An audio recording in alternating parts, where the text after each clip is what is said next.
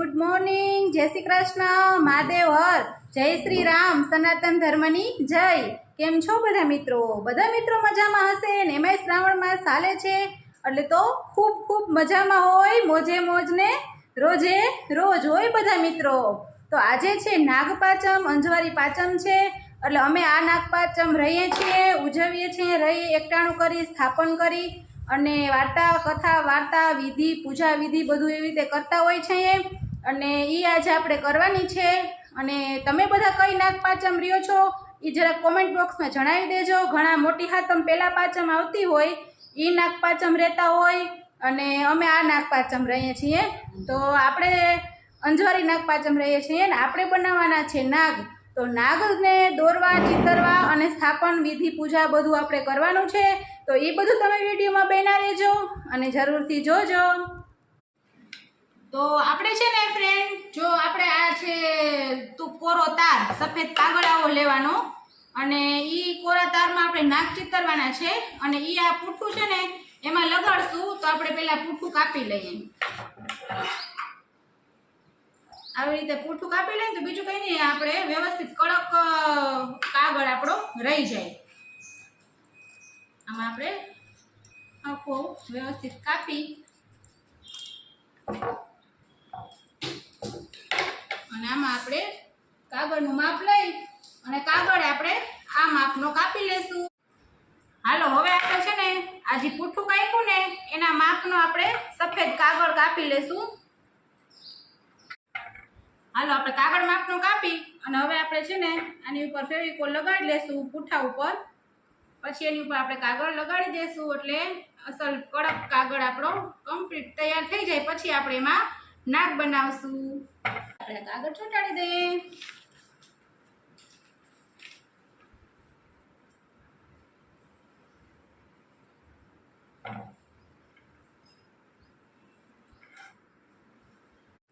તો છે ને આપણે પેલા નાગ પેન્સિલથી થોડાક દોરી લેશું, થોડોક આરીકાર કરી લેશું અને અમારા ઘરમાં પહેલેથી જ નાગપાચમને દી નાગ બનતા હોય છે ને એ નાગ બને છે ચંદનના। એટલે ચંદનના નાગ બનાવવા માટે થઈ અને કંઈ કાળા કલરનો કે કોઈ જાતનો ઉપયોગ કરવાનો નથી થતો એટલે આપણે પહેલાં પેન્સિલથી જરાક આરીકાર કરી અને પછી એમાં ચંદનથી ડિઝાઇન ભરી લેશું બધી। તો જો આવી રીતે આપણે દોરી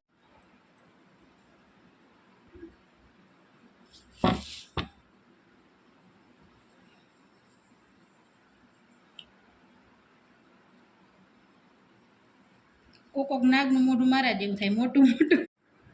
તો હાલો, આપણા નાગ છે ને પેન્સિલથી ચિતરાઈ ગયા છે। તો હવે એમાં ચંદન ભરી લઈએ બધુંય। ચંદનથી નાગ બનાવવાના હોય, અમારે આજ વર્ષોથી ચંદનના જ નાગ બને છે। તો જો આપણે આ ચંદનને પાણીમાં ઘોરી લીધું છે અને પછી આ હરીથી આપણે નાગમાં ચંદન કરી લેશું।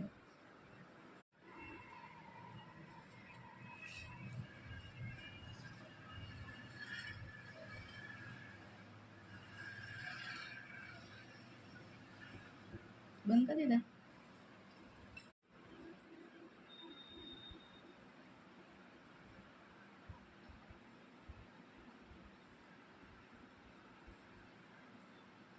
આમ આપણે ચંદનથી નાગ બનાવી લેશું। ઘણાને ચંદનથી નથી બનતા હોતા, ઘણાને કોલસાના બનતા હોય છે। કાળા નાગ કરતા હોય ને એ કોલસાથી થતા હોય, પણ અમારા તો જ વર્ષોથી ચંદનના બને છે એટલે આપણે ઈ જ પરંપરાગત બનાવવાના હોય। હાલો, તો બધા નાગ બનાવી લઈએ પછી તમને મળીએ મિત્રો।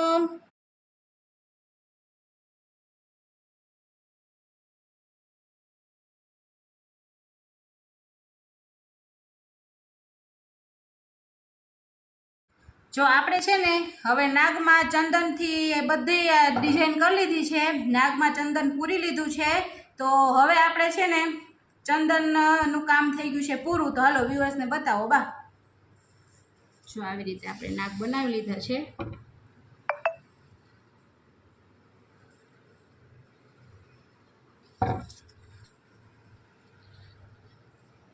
તો હવે આપણે છે ને એમાં જરાક જીભ કરવાની છે। હાલો, હવે આપણે નાગદાદાની જીભ દોર લેશું। આપણે કંકુથી ચાંદલા કરી દઈશું।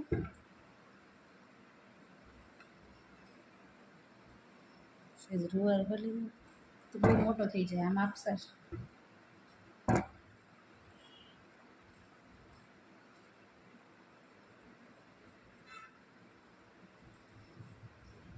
આવી રીતે આપણે બધા નાગ દેવતામાં ચાંદલા કરી લીધા છે અને આગળ હવે હું તમને પછી વિડીયોમાં બતાવું. તો બધી વસ્તુ સામગ્રી લઈ અને સ્થાપનની તૈયારી કરે છે બા. અને એમાં નાગ દેવતાને દૂધ ને એવું બધું વાલું હોય એટલે પંચામૃતથી બધી પૂજા કરવાની અને ધરવાનું અને બાજરાના લોટની કુલર કરવાની અને મગ પલારેલા આજે ગરમ રસોઈ બનાવેલું ફરાળ કે એકટાણું કરવાનું નહીં. અને એકટાણું કરવામાં બાજરાના લોટની કુલર, દહીં, પલારેલા મગ એવું જ આપણે ખાવાનું હોય. બાકી કંઈ બીજું ફરાળ કે રસોઈ બનાવીને એકટાણું કરવાનું ન હોય. અને બા જો હવે કરે છે સ્થાપન. ગરમ વસ્તુ કઈ ન ખવાય. હા કાચો ને ઠંડુ. હા હાલો આપણે આ નાગ દેવતાને હવે બાને દઈએ એટલે સ્થાપનમાં મૂકી દઈએ. હલ્યો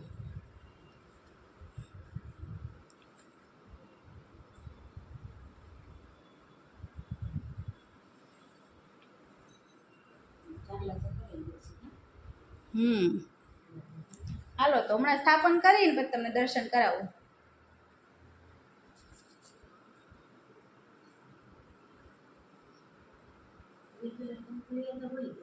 લાવો લઈ આવું. પંચામૃત ચડાવે છે બા.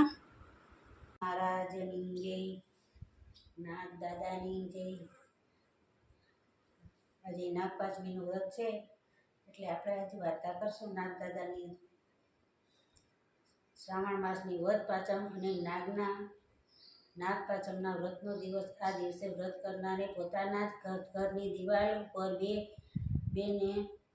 બને તો રસોડાની દિવાલ ઉપર નાગ દાદાનું ચિત્ર દોરવું, ઘીનો દીવો કરવો, ઘી અને બાજરીના લોટની કોરી કુલર કરવી, પડાલેલી મગની દાળ, શ્રીફળ અને એક વખત જમીને આ વ્રત કરવું. બને તો આગલા દિવસે ચણાના લોટનું ટાઢું જમવું. વાર્તા કહેવી અને નાગદાદાની પૂજા કરવી. વાર્તા. એક નાનું ગામ હતું. તેમાં એક ડોશી રહે. ડોશીને 7 દીકરા છે. 6 દીકરા મોટા હતા. તેમની વહુઓને પિયરમાં ઘણું જ સુખ હતું. પૈસા ટકાની રેલમ છેલમ હતી. 7મા છોકરાની વહુનું પિયર ગરીબ હતું. તેથી તેની સાસુ મેણાટોણા મારે, વાત વાતમાં વાંધા વચકા પાડે અને આમ નાની વહુને દુઃખ દે. બધાના જમ્યા પછી એઠું જૂઠું જમવાનું આપે. નાની વહુના બિચારીના દુઃખના દિવસો પસાર થતા હતા. એવામાં નાની વહુને સુખનો દિવસ આવ્યો. નાની વહુએ ગર્ભવતી થઈ અને જેમ જેમ દિવસો પસાર થતા ગયા નાની વહુને જુદી જુદી વસ્તુનું ખાવાનું મન થાય, પણ કોણ ખાવા આપે? ઘરમાં બધા તેના દુશ્મન.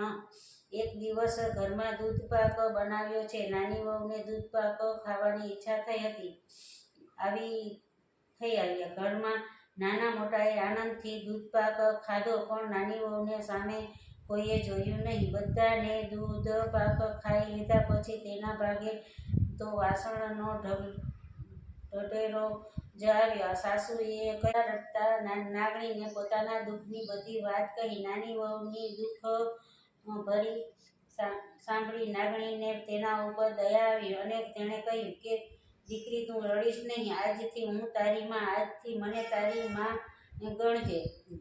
મનમાં જરાય દુઃખ લાવીશ નહીં. તારો ખોડો ભરવા અમે બેય આવીશું. તું તારી ખોડો ભરવાનો દિવસે કંકોત્રી મોકલાવજે. નાગણીએ વાત સાંભળીને નાની વહુના આનંદનો પાર ના રહ્યો. દિવસો પસાર થવા લાગ્યા. પછી તો ખોડો ભરવાનો દિવસ આવ્યો. નાની વહુએ પોતાની સાસુને ઘણી સાસરામાં નાની વહુ માનતી છે થઈ. તેથી જેઠાણીઓ વગર લાકડે બળવા લાગી. એક દિવસ નાની વહુના છોકરાએ જેઠાણીના દૂધની તાસરી ઢોળી નાખતા જેઠાણીએ છાંકો કર્યો, તું તો મોટા ઘરનો છે, તારી માને કહે વાડે ભેંસો બંધાવે. નાની વહુ રડતી રડતી રાખડા પાસે ગઈ. નાગણીને મહેણાની વાત કરી તો નાગણીએ બીજે જ દિવસે 7, 20, 140 દૂધણી ભેંસ મોકલી. શ્યામાએ જરા કે રોષ રાખ્યા વગર અડધી ભેંસો જેઠાણીઓને આપી દીધી અને હૃદયની વિશાળ જોઈ જેઠાણીઓના હૃદય પલટાઈ ગયા અને નાનીઓને ઘરમાં સૌથી માનીતી બની ગઈ ને હે નાગ દેવતાજી, હે નાગના માતા, જેના નાની બહુને ફળ્યા તેવા વ્રત કરનાર સાંભળનાર વાંચનારને બધાનું કર્યું, બધાના મનની ઈચ્છા પૂરી કરજો. જય નાગ.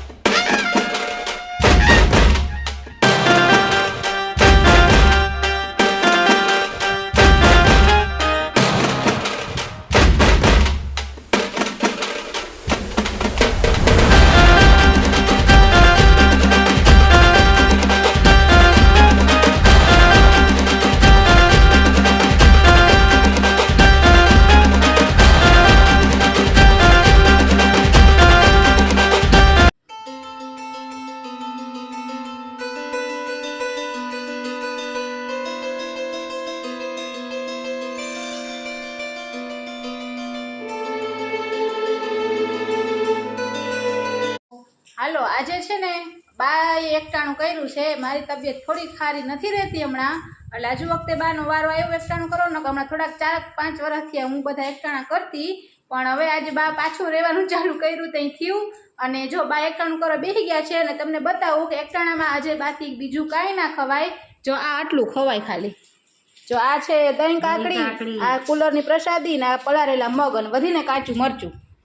કાંબા? હા, પંચામૃત છે. અને સાંજે તો પછી તમારે શું ખાવાનું હોય? સાંજે કઈ ખાવાના, ફ્રૂટ ખવાય, ચા પીવાય, દૂધ પીવાય. હા, બાકી ગરમ બનાવેલું કઈ ન ખવાય. ફરાળ બનાવેલું રાંધેલું કઈ ના ખવાય ને? કોઈ વસ્તુ નહીં. હા, કાચી વસ્તુ જ ખાવાય. કાચી વસ્તુ ખાવા, ગરમ કરેલી નહીં. એમ ને? છાશ પીવાય, છાશ પીવાય દેજે. હા, છાશ પીવાય. દહીં છાશ ને મીઠા નહીં છૂટો હોય ને તો ક્યાંય પહોંચી વાંધો ના આવે. હા, સાચી વાત છે. તારો તમે ગુરુવારે મોડું હતું ને, હા કાલ તો વાંધો નથી એવો. હા, ચાલો બા એકટાણું કરી લઈએ અને આપણે બાને છાશ દઈએ.